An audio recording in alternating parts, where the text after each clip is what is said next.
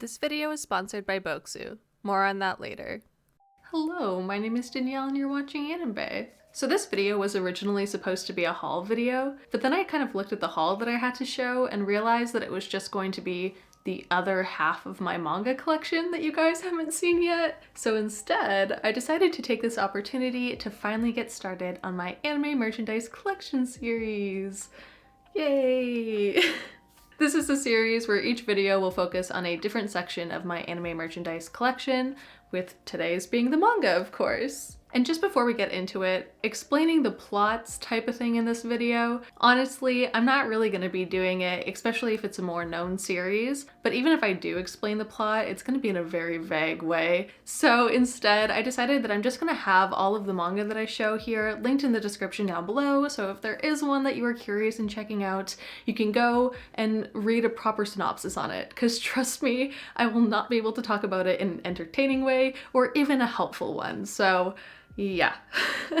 Other than that though, we can actually get started. Before we get into it, a quick word for today's sponsor, Bokksu.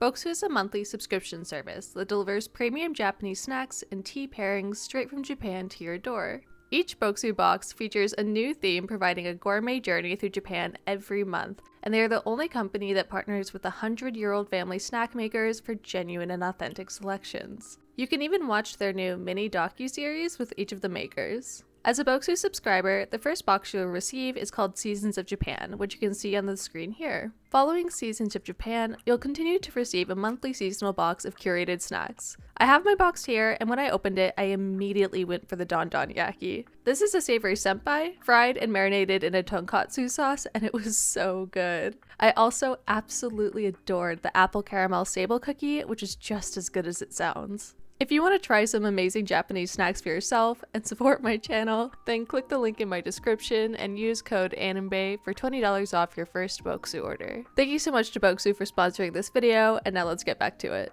Okay, so here are the first two shelves here. Starting on the very right bottom, we actually have volumes 1 and 2 of Fairy Tail S. These two volumes contain all of the Fairy Tail side stories, which works perfectly for me because I do not want to collect the Fairy Tail manga. Just way too many volumes, not worth it. But I do love the Fairy Tail side stories, so I was really happy when I found out that they even had these. Then just above them there, we have volume 1 of Cowboy Bebop. So this is the one and only manga volume that I've actually thrifted, and that is why I own it. Honestly, I kind of wish I didn't have it, but I was just so excited when I saw it in the thrift store, and in like good quality as well, that I just got it. So yeah, if I ever sell my manga, that'll definitely be the first one to go. And then just above that, as you can see, we have volumes 1 to 23 of Noragami, which is all that's currently available. I honestly love Noragami. I haven't watched the anime in years, but the manga's still going on strong, guys. Like, it's here. I really recommend it. Like, the art's great, the story's great, the characters are great, Yato is best boy. Like, read Noragami, please. Moving on to the next shelf, which, despite its main theme, the only manga I have on here right now is volumes 1 to 5 of Soul Eater the Perfect Edition. Now, it has been years since I've watched or read Soul Eater, so I wasn't really planning on getting this, but then I saw this one video, which I'll have linked for you to check out after this one, which talks about how Soul Eater really needs the Brotherhood treatment in animating the rest of its manga ending, and I do have to agree on that. But in this video, they were talking about how the Soul Eater Perfect Editions were coming out, which were 2 volumes in 1, a hardcover, some extra art, and how you should go buy those. You know, let them know that people want to see this animated ending. And then I immediately went and bought those. So the video did its job. But yeah, I have those 5, and I'm either gonna wait until I have most of the volumes or all of the volumes before I read it for the first time after these years. So that's really exciting for me, I think. But that's for these two shelves, and we can just get on to the next one now. Alright, so we're gonna be moving on to my Shonen Jump shelf right here. Starting with the very left, we have volumes 1 to 20 of The Promised Neverland. That's the completed series, so I do have all of it. I'm a huge fan of it up until Goldie Pond. I love the story and the characters, Personally, after that, I'm happy to just see the characters in the story, but I'm not necessarily happy with the way everything was handled. I'm not really gonna go much more into it than that, but yeah, so that was a bit disappointing, but I still think that it's a really amazing series with beautiful art and stuff like that, and I'm still really happy to own it. And then we have volumes 1, 3, and 5 of Black Torch. So this is just a manga about a ninja kid who meets a shadow cat, they merge, and then he's a shonen protagonist now.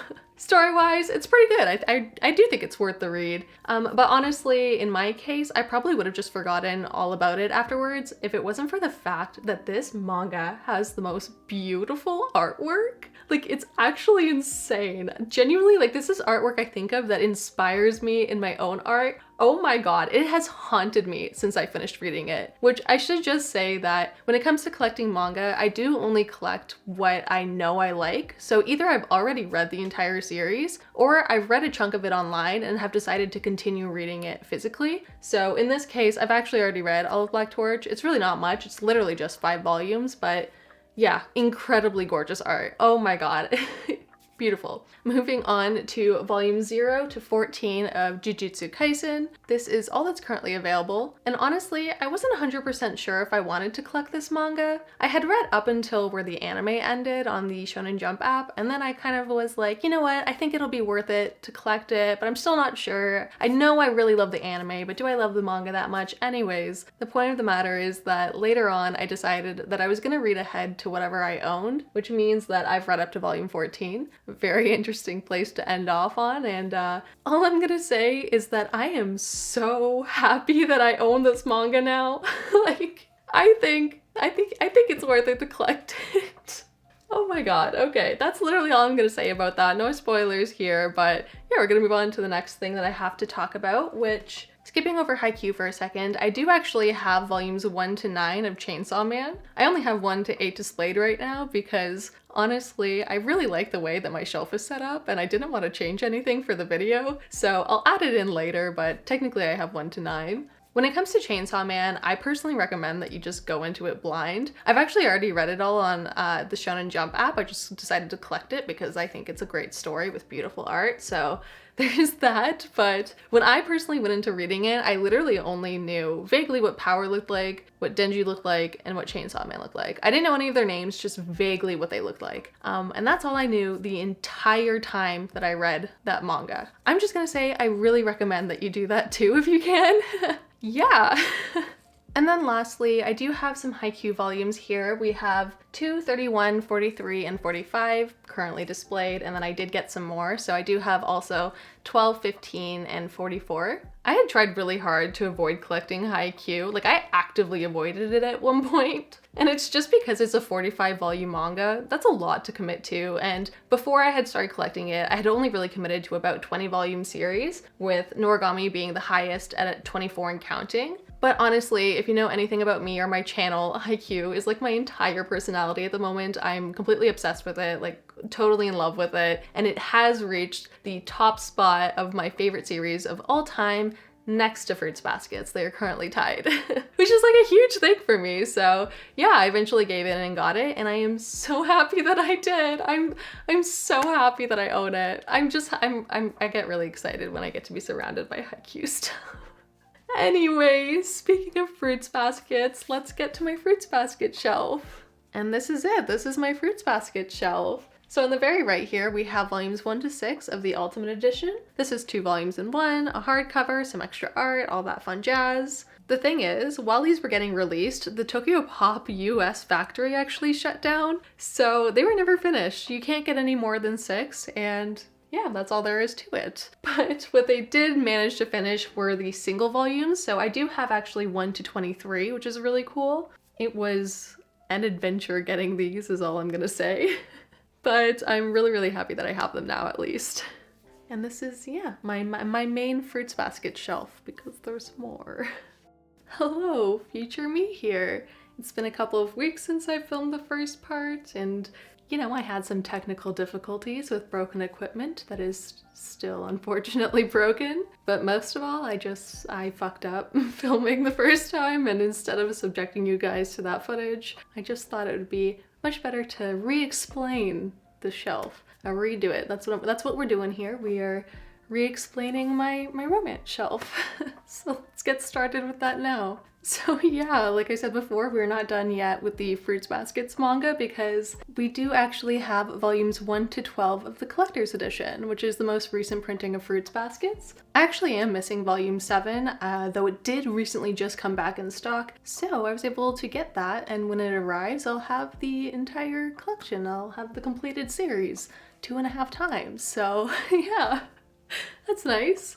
We're not yet done with the Fruits Baskets manga because we do actually have volume 2 of Fruits Baskets Another. This is the follow-up series, which is about their children. 1 and 3 did also come back in stock, so I picked those up, but same as 7, it's just not in yet. Volume 4 recently got announced in Japan, so that's still gotta come out there and then get an English release here. So it'll be a while before I have the completed series, but it's nice to know that I'm caught up at least. And of course, that is finally it with Fruits Basket, so we can move on now. And we're moving on to volumes 1 to 11 of The Water Dragon's Bride, which is the completed series. So this is by Tomare, who I personally consider to be one of my favorite mangakas. I just really like how her stories pan out, and she has really beautiful artwork, so yeah, I really do love her work. She's really found her footing in romance, fantasy, adventure type series, and you might actually recognize her work if you know Dawn of the Arcana, which is also another one, of course. This particular series of her, though, is about, it's actually an isekai, so it's about a young girl who gets spirited away into the pond in her backyard. She finds herself in an unfamiliar village that turns against her and sacrifices her to the water dragon god. And at first he's uninterested, but then she piques his interest and he takes her as a bride, and that's the concept. There's obviously more to it, but you know, check it out if you're interested. But that is the concept of that one, and we're gonna move on to the next series, which is actually Skip and Loafer volumes 1 to 3. This is all that's currently available at the moment, and it is such a cute series. Everybody needs to read this. It needs to be more popular. It's actually a seinen romance story, which I didn't know at first, but honestly, who cares?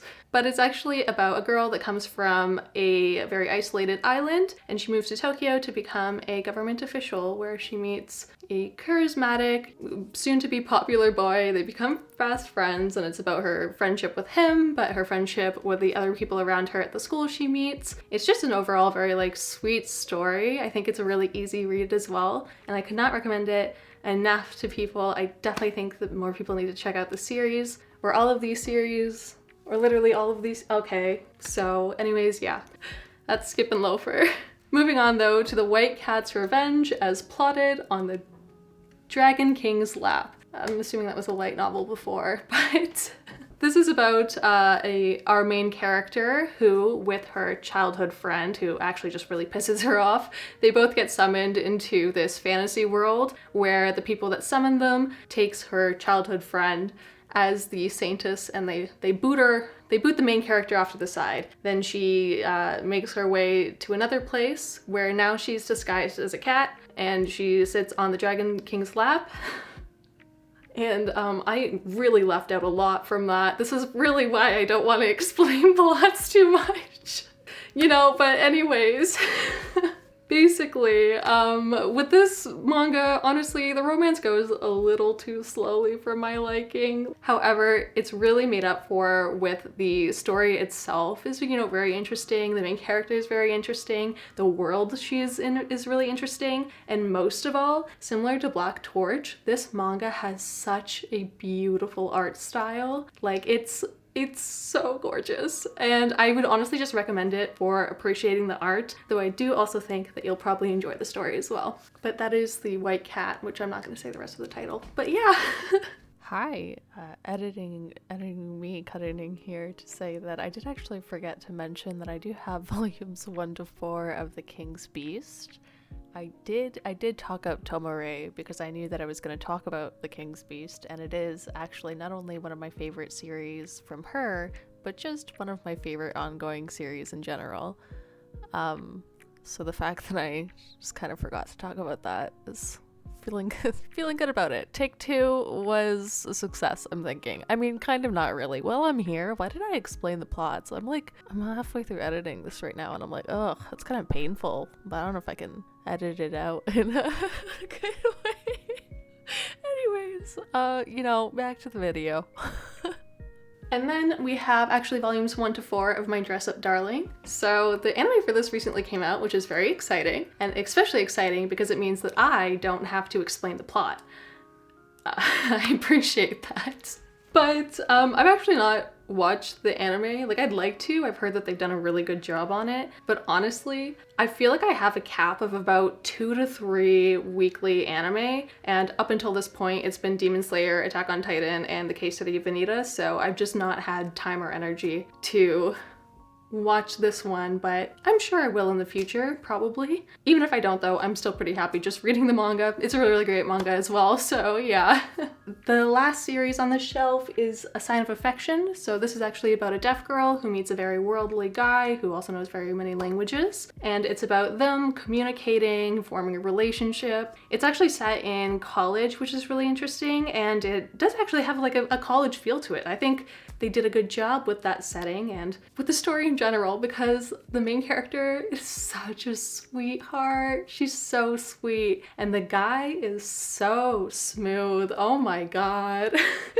It's overall just like a very, very sweet and cute manga, and like all these other ones, I recommend them all.